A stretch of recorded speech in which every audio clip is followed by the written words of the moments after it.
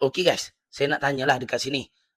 Ada tak siapa-siapa yang bermasalah berkenaan dengan mesin rupa ni, bila rem saja laju mesin rupa ni, tapi mata dia kurang berpusing. Dia tak berpusing lajulah.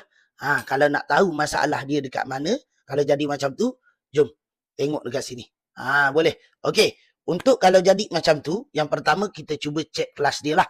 Nak cek kelas macam mana? Kita buka 4 biji skru ni. 1, 2, 3, 4. Okey, saya buka dulu. Okey. Bila dah siap buka 4 biji skru ni, kita tarik keluarkan saja untuk mangkuk kelas dia ni. Boleh tarik je. Okey. Dekat sini kita kena cuba cek dekat kelas dia ni lah.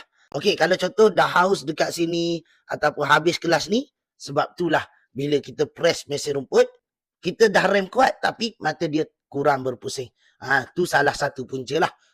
Okey. Okey, itulah punca untuk masalah yang dihadapi lah. Bila kita mesin rumput, kita dah rem laju tapi mata kurang berpusing. Mata dia berpusing slow lah. Kita dah rem laju dah tapi mata dia berpusing slow. Boleh cuba cek kelas dulu.